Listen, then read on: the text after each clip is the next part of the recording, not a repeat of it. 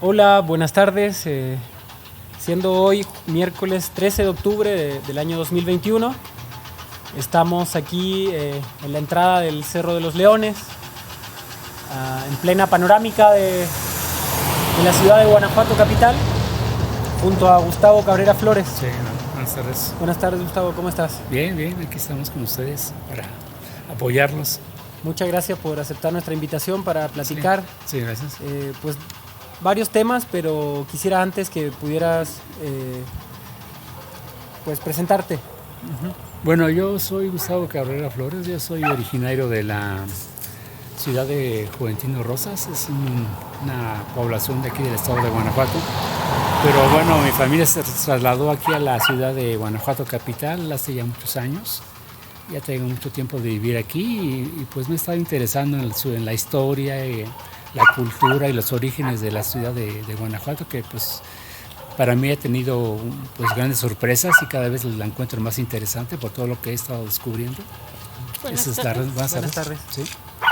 Y bueno, lo que pasa es de que yo soy ingeniero geólogo también y estudié también la geología de Guanajuato y me quedé sorprendido porque hay rocas del periodo Triásico, hablamos ya de casi 200 millones de años o un poquito más, ¿no? Hasta los vestigios más recientes que vienen de la época prehispánica, del periodo posclásico, que es lo que pues ahorita tenemos a nuestras espaldas, es el Cerro del Chichimeco, están unas figuras de unas ranas, y que precisamente vienen del periodo posclásico. Esto fue ya prácticamente ya el último periodo de la época prehispánica, un poco antes de que llegaran los conquistadores españoles. Y en ese sentido, ya entrando en materia de geología, tal vez, ¿cómo es la geografía que vemos en nuestro territorio, en particular en esta zona? ¿Cuáles son sus características? Guanajuato originalmente fue un fondo oceánico.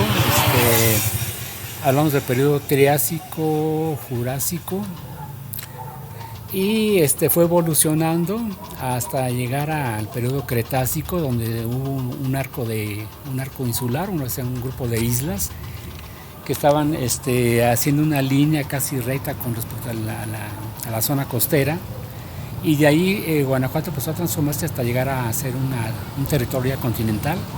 Hubo ya posteriormente, ya estamos hablando del periodo Eoceno, del periodo Paleoceno, y de ahí a partir de ahí en adelante pues un proceso constructor de montañas, que es lo que muchos de los lectores lo estamos viendo hasta actualmente. A este periodo le siguió un periodo de intensa actividad tectónica y actividad volcánica también, que también aquí en Guanajuato es muy característica, la actividad ígnea, tanto intrusiva como extrusiva, ¿no? Entonces, en Guanajuato es muy característico el conglomerado rojo. Sobre ese tipo de terreno está construida la ciudad, que es un conglomerado, es un sedimentos lacustres que se formaron hace aproximadamente 48 millones de años.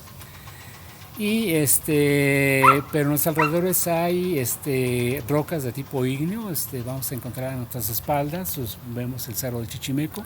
La parte de abajo es conglomerado rojo, lo podemos ver por las rojas casi como color morado. Y ahora la parte de arriba vemos rocas de color café claro, se les llaman tobas. Es un tipo de actividad volcánica de tipo explosivo y son cenizas volcánicas ya consolidadas y hechas piedra, ¿no? Y lo que también me sorprende es que Guanajuato también está caracterizado porque se han encontrado una gran cantidad de fósiles de prácticamente de todas las historias, de toda la historia geológica de aquí de la región. Perdón, Gustavo, sí. En ese sentido, estas cualidades de este territorio, sí, como dices tú, son privilegiadas porque han permitido conservar estas huellas, ¿no? Sí, claro, sí.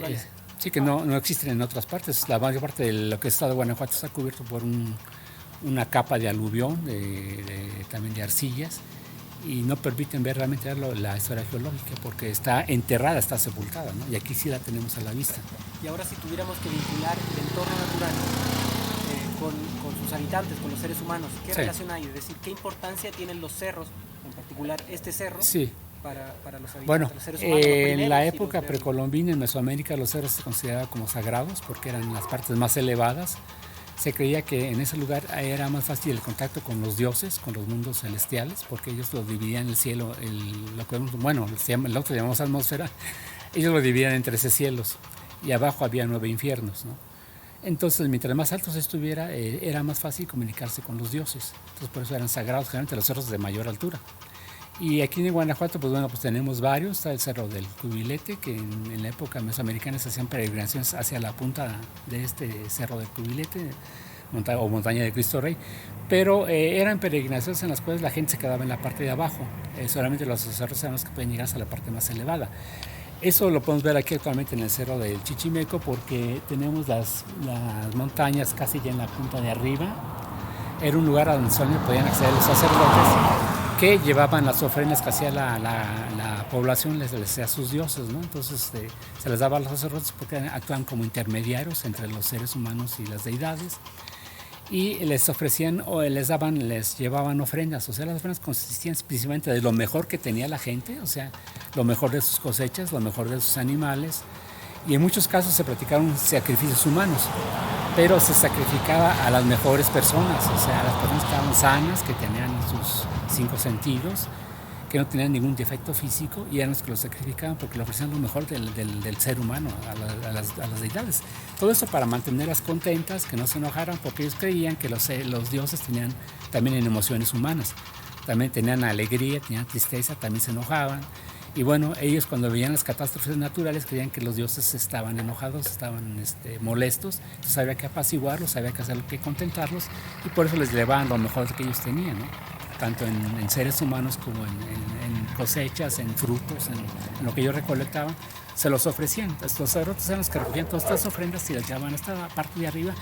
Hacían un rito mágico religioso con cantos, música, danza, y ahí se las dejaban depositadas en estos lugares. En este caso las ofrendas se dejaban depositadas exactamente donde están las serranas, o sea, en la parte de abajo de las ranas, ahí se les dejaba. Se suponía que los dioses también tenían gustos como el ser humano. Entonces ellos disfrutaban de tener ahí los mejores frutos, las mejores cosechas, lo mejor de todo lo que ellos tenían. A veces les dejaban joyas también. Entonces creían que de esa manera los halagaban y de esa manera se contentaban y se apaciguaban. Entonces apaciguaban, y eso provocaría que terminaran ya las catástrofes naturales, o sea que ya no hubiera inundaciones, lluvias torrenciales que provocaban inundaciones, ni tampoco fuertes vientos que provocaban huracanes, ni tampoco terremotos, ni nada, ninguna calamidad, ¿no? ¿Y por qué ranas? ¿Qué importancia tienen las ranas para este territorio? Bueno, lo que pasa es que aquí en la época del periodo postclásico hubo una aldea otomí, en la que hoy es el Museo de la Costa, que bueno, lo podemos ver aquí abajo, ¿no? Este lugar fue lugar sagrado porque desde ese lugar se percibían mejor la figura de las ranas, y además era un camino más corto para llegar hasta donde están las ranas, subiendo verticalmente. Y este lugar fue habitado por sacerdotes. Aquí la gente no vivía, la gente del pueblo vivía en los alrededores de lo que es todo lo que hoy es ¿cómo se llama? El barrio de Pastita. Entonces la gente se venía con los sacerdotes hasta este lugar, ahí les depositaba las ofrendas y les hacía peticiones también a los sacerdotes para que les pidiera a los dioses que hubiera lluvias, para que pudiera haber buenas cosechas. Porque, sobre todo eso, porque los otomíes eran un pueblo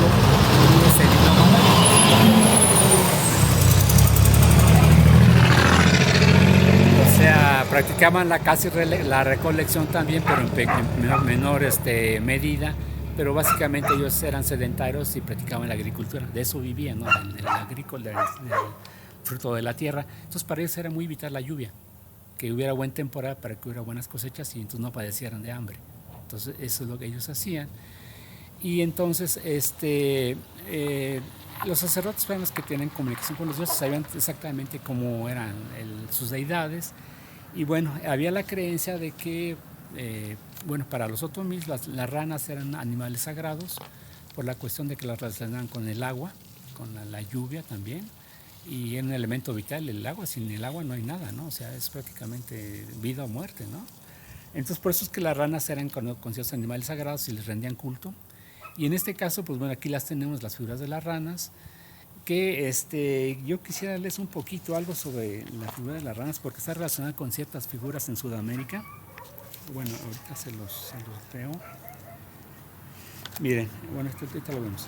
Miren, se los voy a leer, dice: las ranas del Cerro de Chichimeco. Algunos suponen que dichas piedras existentes sobre el Cerro de Chichimeco son obra de la naturaleza, pero no es así. Pues ya existían, aunque sin tener muy bien definidas las figuras de ranas, y entonces el hombre las trabajó y pulimentó para darles ya la forma de estos batrazos ya muy bien definida. Fue algo similar a lo acontecido con la esfinge egipcia, donde las manos de numerosas personas perfeccionaron y crearon perfeccionaron lo creado por la naturaleza. Lo sucedido en el Cerro del Chichimeco tuvo verificativo durante una etapa histórica que aún no es posible determinar, aunque posiblemente pertenezcan estas rocas con forma de ranas a la misma época de las figuras totémicas halladas en Marcahuasi, Perú, que semejaban ser perros, sapos, camellos y hasta cabezas humanas. Bueno, estas figuras de las ranas también parecen coincidir con esta etapa de lo que ocurrió en Sudamérica, en el Perú, la cultura inca o chibcha. Y la creencia que es una hipótesis, ¿verdad? Que estas figuras las encontraron los otomís, porque ellos son originarios del Estado de México, pero se extendieron al norte, empezaron a emigrar buscando nuevas tierras. Se encontraron con esta zona que era muy fértil en aquella época, todo esto estaba cubierto por vegetación, había muchos ríos, arroyos, mucha fauna también. Y bueno, era un lugar propicio para ser habitado. Entonces seguramente al estar explorando por esta zona se toparon con estas figuras de estas ranas que no están totalmente muy bien definidas, pero semejaban ser ranas. Entonces tal vez los sacerdotes fueron hasta allá arriba y con cuña y cincel les dieron un acabado para ya acabar por definir mucho más la figura de las ranas. Esta aldea otomí existió aquí en Guanajuato, no duró más de 200 años, o sea, porque esta zona también estuvo habitada por tribus bárbaras que se llamaban chichimecas. Aquí hubo varias etnias de chichimecas, aquí fueron copuses y cascabanes, pero dentro de las etnias chichimecas había unas muy agresivas, eran las que habitaron esta zona, porque ellos sí vivían de caza y recolección. Entonces estuvieron hostilizando a los otomís que estuvieron aquí ya asentados, y pues no pudieron durar mucho tiempo debido a esa situación. Entonces tuvieron que emigrar, abandonaron esta zona y ya después se quedó sola hasta la llegada de los españoles. Bueno, hubo presencia tarasca y presencia de mexica antes de que llegaran los españoles. Primero los mexicas incursionaron por esta zona porque tenían las intenciones de ampliar su imperio hacia el norte, pero se toparon con el imperio tarasco y hubo en la zona que hoy es el Bajío varias batallas en donde los aztecas finalmente mexicas o aztecas fueron derrotados, tuvieron que retirarse. Entonces eso dejó el campo libre para que esta zona fuera recorrida por tarascos, que fueron los últimos que estuvieron aquí en Guanajuato, y de ahí viene el nombre de Guanajuato, que es de origen tarascos, que tarascos significa montaña de ranas o no sé, cerro de ranas también, y es lo que estamos viendo aquí ahorita en estos momentos. ¿Y qué otros significados ha tenido la rana? ¿Ha cambiado? ¿Se ha modificado? Bueno, esto es para los otomís, ¿verdad? Pero para la religión católica, bueno, encontramos referencias de la rana en el libro de Apocalipsis. Se les relacionaba con seres, con fuerzas demoníacas, fuerzas diabólicas, y por el aspecto de la rana, que es un poquito grotesco, ¿verdad? O sea, se ven así como que hay. Entonces, debido a eso, lo relacionaban con ese tipo de fuerzas oscuras, nefastas, ¿verdad? Y por eso, no sé si alcanzamos a ver por ahí una cruz en la parte de allá del Cerro Chichimeco. No se alcanza apenas se alcanza a ver. Y eso tenía como objetivo sacralizar lo que es Guanajuato. O sea, se suponía que cuando le colocaban una cruz, esto quedaba sacralizado y ahuyentaba las fuerzas del mal, ¿verdad? Entonces tal vez eso se debió a que ya en la época de la colonia la Iglesia Católica vio esa situación, entonces no le pareció muy bien que estuvieran ahí esas figuras de ranas, porque lo relacionaban con fuerzas del mal. Entonces tal vez por eso colocaron esas cruces y tal vez llevaron a cabo estas ceremonias religiosas para sacralizar la zona y neutralizar esa influencia negativa que había de las ranas, ¿verdad? Bueno, lo que yo conozco, no sé si hay algo más. Bueno, ya comentamos también hace unos momentos la metamorfosis de los renacuajos a las ranas, ¿no? Que se llaman anfibios o batracios, que viven originalmente en un cuerpo de agua como un renacuajo, pero van creciendo más, van cambiando, van transformándose hasta que llega la rana o el sapo, que ya es un batrazo que puede vivir tanto en el agua como en la tierra, o sea, en dos planos, ¿no? Y en ese sentido, ¿qué rituales y qué creencias, tanto prehispánicas como coloniales, Sí. tú sientes, o bueno, has constatado que persisten hoy en día? Bueno, yo hice un pequeño estudio hace ya, no mucho, hace algunos 2 años, al estar revisando un libro que fue editado bueno, yo lo encontré en el antiguo Palacio Legislativo, hoy Palacio de los Poderes, sobre Guanajuato, y sorpresivamente me encontré un mapa del siglo XIX, principios del XX, más o menos, que viéndolo ya con cierto detalle y viéndolo de cabeza, formar la figura de un ángel con alas, pero que iba hacia abajo y que tenía unos cuernos. O sea, era tal vez una alusión a Lucifer. Porque hay que ver que en la época colonial en Guanajuato hubo presencia de hechiceros, de brujería. Digo, eso fue muy perseguido por la Inquisición, pero la Inquisición no pudo terminar con ello, ¿no? Tomás estuvo practicando la brujería. Sí, hay bases, hay sustento para ver que sí, efectivamente se practicó mucha brujería en Guanajuato en la época sobre todo en la época de cuando hubo mayor auge económico por la minería. La bonanza, ¿no? La bonanza minera de finales del siglo XVIII, principios del siglo XIX. Y bueno, pues tal vez, quizás debido a eso, está esa figura un poquito así como demoníaca en lo que es la traza de la ciudad de Guanajuato de aquellas épocas, ¿no? Perdón, Gustavo, también aunándolo a lo que dices, hay comunidades, hay lugares de Guanajuato que tienen también, tanto geológicamente como, pues digamos, en rituales, Uh-huh. tienen una característica especial, ¿no? Tú me mencionabas la otra vez de Calderones, por ejemplo. Calderones tiene Sí. cualidades que otras comunidades, otras zonas de Guanajuato no las tienen. Bueno, sí, efectivamente, desde el punto de vista minero, sí tiene un tipo de oro y de plata muy especial que no es común en las minas, en las demás vetas de aquí de Guanajuato. Bueno, además está la cueva de San Gregorio, sí, es Gregorio de Hipona. Pero yo lo visité esa cueva hace como 1 año y medio, 2 años, y sentí una paz increíble, un silencio, una tranquilidad, o sea, no lo puedo describir realmente. Y afortunadamente esa cueva se ha respetado, no está grafiteada ni está vandalizada tampoco. O sea, es increíble, se ha mantenido. Eso es lo que a mí me sorprende también. Además a eso hay que aunarle toda una serie de leyendas y de tradiciones que hay sobre calderones, ¿verdad? De cuestiones de magia, de brujería, de todo eso. Y pues Calderón sí es un lugar muy especial por esa situación. Sus piedras, sí, exactamente. Bueno, ahí vamos a encontrar lo que se llama la formación bufa, que es una mezcla de tobas con riolitas, pero estas riolitas son rocas muy duras y sobresalen sobre la superficie. Y ya viéndolas con detalle también pueden formar ciertas figuras y ciertas alineaciones también muy interesantes, ¿verdad? Bueno, aquí habrá que hacer una investigación ya con más detalle, ¿verdad? Sobre todo ver, relacionar estas formaciones rocosas de calderones con la puesta del sol, la salida del sol, la salida de la luna, la ocultación de la luna, que también nos va a decir pues una cosa pues interesante, ¿verdad? Porque eso nos va a indicar de que esta zona fue considerada como mágica en la época mesoamericana y tal vez un lugar que era propicio para la práctica de magia, de rituales mágicos que llevaban a cabo los sacerdotes. Y bueno, también las tribus chichimecas también llevan a cabo este tipo de rituales sagrados. Y esa zona se prestaba mucho para ese tipo de situaciones, ¿no? Pues nuevamente, Gustavo, muchísimas gracias. Agradecer a todos los que nos acompañaron. Sí, muy bien. Y pues esperamos vernos en una próxima oportunidad. Sí, nada más por último, decir que Guanajuato tiene otros nombres también. También se le conocía como Mooti, lugar de metales, y como Paxtitlán, o lugar de pastos. Aparte de Guanajuato, que es Cerro de Ranas. Tiene muchas caras, entonces. Sí, habrá que ver esas otras, ¿no? Sí, también, claro. Pues muchas gracias. Si quieres, nos vamos. ¿Vas por allá? Sí. Ok, si te puedes llevar no sé, ¿o por acá? Bajamos acá. Vamos con los bancos, caminamos. O si quieren, bueno, pues ya lo referimos acá en camión o vamos a